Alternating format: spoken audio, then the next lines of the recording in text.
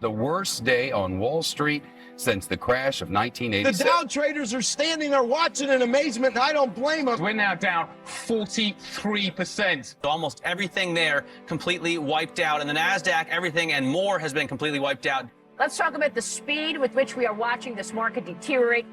1 billion, 2 billion, 3 billion. You can imagine the American economy is an economic train moving down a track that has no ending.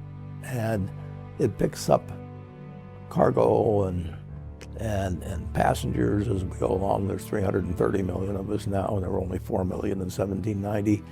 And our farms are incredibly more productive, and we have 75 million houses, and we had a few huts then, and we have great universities and all of these things. So we're just constantly moving more and more cargo and passengers along, and occasionally that train is going to get derailed. In 2008, you had something close to a bubble in home real estate.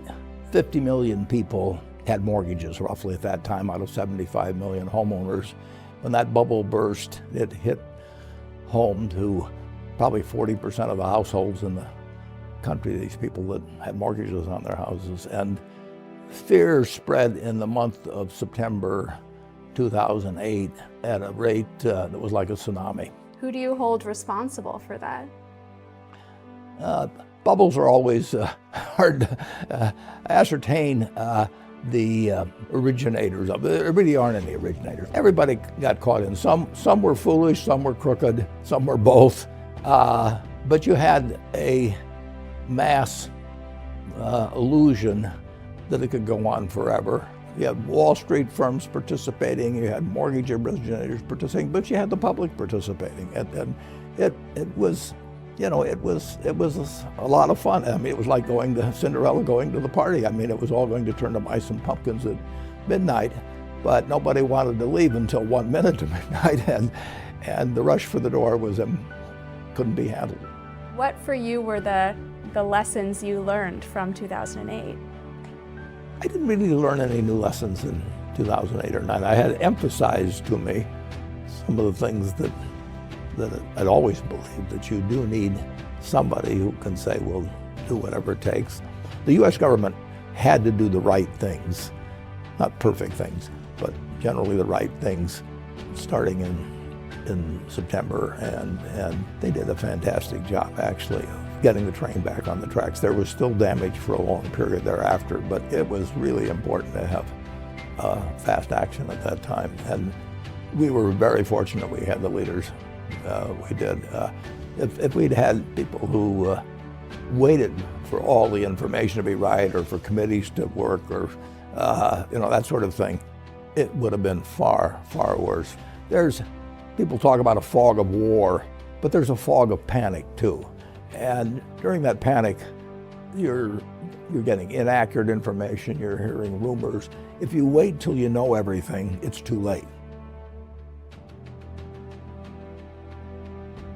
People today, 10 years later, they're still affected by the crisis, various people in different ways, but they're not as affected as they were in 2009 or 2010. Has that confidence come back? Yeah, but it comes back slowly.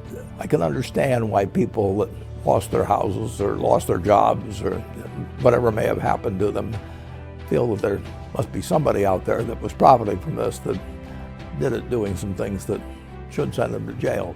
The people that ran most of the institutions, the big institutions, that got in trouble. I mean, I probably shouldn't name names, but they went away rich. They may have been disgraced to some degree, but they went away rich. So I don't think the incentive system has been improved a lot from what it was 10 years ago. If I knew what the next crisis would look like, it might be a little bit helpful in stopping it. But there will be other crises. There's no way of knowing when you're in a situation like we were in the fall of 2008 or 9, when or precisely how it will end. You know the United States will come back. The factories don't disappear, the farmland doesn't disappear, the skills of the people don't disappear. But you had a system which was going to put them all in an idle position, or could do it. And there's no way of knowing how far it was going to go.